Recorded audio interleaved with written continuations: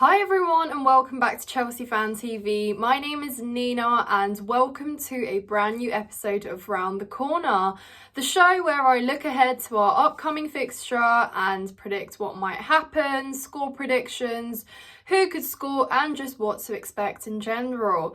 So if you haven't subscribed to Chelsea Fan TV, please do so, like this video and let's get straight in. So we're coming off the back of a draw against Arsenal at Stamford Bridge, which ended up being frustrating because we were in the lead, we should have won, but some silly mistakes and moments of falling asleep cost us that game. So yeah, I mean, although we would have taken a draw to start with, after seeing the performance and how well we played, it's safe to say that that one stings. But we're over it, we're moving forward and looking ahead to Brentford at the weekend. We host them at Stamford Bridge on Saturday and we're looking to better what was a very poor record against them last season. We lost and we drew, and the season before that we lost, I believe, as well, again at Stamford Bridge. So it's safe to say we've got some redemption to do. And Brentford, of course, our West London rivals. I hope we turn up for this one because it will be great to get a win. If we go in with that same performance, I'm pretty sure the lineup's not going to change too much, then I think we've got a good chance at beating Brentford. So here's what we might expect. So of course we saw that Jackson didn't start against Arsenal because of his wrist, and obviously Broyle wasn't available either, so we didn't have a striker option. So we of course played Palmer, Mudryk and Sterling as kind of a false nine, if you like it, at times, and I think we might replicate that against Brentford. But that being said, it means that I think that only happens if Jackson is not fully fit to start, and again he comes off the bench. I think he didn't really offer much when he came off the bench against Arsenal, but I'm not going to give him too much stick for it. However, I just think that the attack looked so sort of refreshed and united, and there was a balance in there, and Jackson would have perhaps been too isolated in that game, I feel. I don't know how you guys think, but I was very impressed with our attack in that game, so I'd like to just keep that, but then that means that Jackson doesn't start. And let me know what you think down in the comments below. I just think that continuing that on would be good, but yeah, if he is fit he will start, and fair enough, I don't have an issue with that. But that also means that Mudryk doesn't play. So where do you guys sit with that? Because for me, Sterling and Palmer are not even me wanting to start them. I mean, Palmer, yes, start him for days, but it's just Pochettino. Like, Pochettino will not drop certain players like Gallagher, like Palmer, like Sterling. He just won't. So in my eyes, Mudryk and Jackson can't really play at the same time on that pitch. So Mudryk might be dropped if Jackson starts, and I don't want that, guys. I really, really want Mudryk to start. Let me know your thoughts. And of course, Enzo and Caicedo, we've seen that they're slowly building and, yeah, doing very well in midfield together.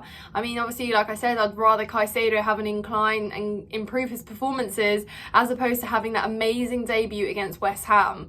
It's really gone the other way and I'm really happy for him. So I just hope it continues.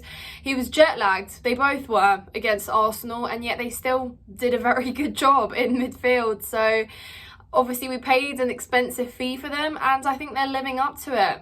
And yeah, not to jinx them or anything, but very, very pleased for them, and I think they can really control the midfield on Saturday to help us moving forward and defensively too. But again, there's going to be question marks in our defensive line as well, because of course we saw that Cucurella dropped an absolutely amazing performance against Arsenal. He pretty much locks up Saka and he did not let him intrude. Well, yeah, apart from maybe the goal where he assisted it, but you know what? Apart from that, Cucurella was so brilliant, and I wouldn't even pin that mistake entirely on him. So yeah, I think that was a really, really solid performance. Cucurella plays like he has a point to prove. He's been playing on the right, playing on the left, so really he is trying to impress the gaffer, and it's working. So does he get rewarded with minutes and a start? Probably yes, in my opinion. I don't see why Cucurella gets dropped from this lineup. He would love some Premier League minutes. He's here to stay. We paid an expensive fee for him. People have been sort of torn between liking him, disliking him, praising him, blaming him, and Cucurella's been sort of all over the place. I think he had a difficult first season at Chelsea, but there's always redemption. There's always this season. So who knows? Let me know your thoughts, but I think Cucurella might start. And then to throw over onto the other side, on the right, we saw that Malo Gusto started and he bossed it. He was very, very good. Honestly, for a 19-year-old, he's either 19 or 20, but regardless, for a 19, 20-year-old to look that good in the Prem, very, very impressed. Again, someone that's got potential, is going to improve, hopefully, and is going to continue doing that. Stepped up big time for Reece James. Big boots to fill, and he's been delivering. So I'm actually very happy that Pochettino didn't start Reece James, didn't risk starting Reece James. And of course we know that he is our number one, but we know that he's also injury prone. So Malo Gusto looks like someone reliable and someone we can trust. Question is, does Reece James start against Brentford? If I had to go into Pochettino's mind, I probably would not, because again, I think it's just easier to ease him into games as opposed to start him. And of course, I hope that the moment where it comes to sub off Gusto is the moment where we're in the lead, you know, we're at least 2-0 up, hopefully. And then Reece James can come and ease into the game slower. I just think that there still needs to be a bit of a slower pace to bring him in as opposed to straight away starting him. I don't know though. I don't know what his fitness is saying, but for me, it's just more of coming from a place of being scared to play Reece James. But yeah, again, let me know what you guys think in the comments down below. So yeah, guys, I think, oh, okay, that was good. I think,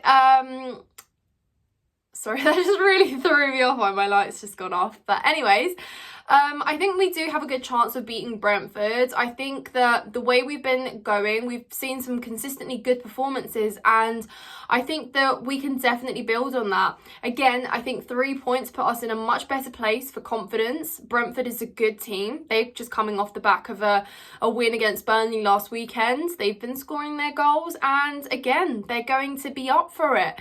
We've struggled quite a bit last season against them, so hopefully this season they can come to our ground and we can remind them that we can beat them. But anyways, guys, again, let me know your thoughts. I'm keen to know. I'm confident with this Chelsea side. I'm confident with what excuse me, Pochettino is doing with the team. I'm confident with most of the decisions that he's making, and what I'm most impressed with is the fact that he persists with his decisions. So it's not chopping, changing, trying this, trying that. He's trying out the same group of players, just a few sort of odd changes where there are injuries, but on the most part he's playing a team that is slowly getting more used to each other, learning their patterns of play, etc. So I'm gonna predict what shall I predict? Guys, honestly, I'm going to predict a 2-0 win for Chelsea for confidence. 2 goals to score in the Prem and a clean sheet. Again, I think Sanchez has got some redemption to do, and I do think he starts. I think we might see Petrovic perhaps in the Blackburn game in the Carabao Cup, but until then, I don't see a world in which Poch drops Sanchez. Even though he made that horrid mistake, I think he just needs to learn from it, move forward, try again, and hopefully a clean sheet will, bring him back to the good books. Anyways, guys, enough waffling from me. Subscribe to Chelsea Fan TV. All that rhymes unintentionally. Oh, guys, that was so good. I'm so proud of myself. Anyways, obviously subscribe to my channel as well. If you have enjoyed this video, thumbs up, and I will see you in the next one. Up the Chels.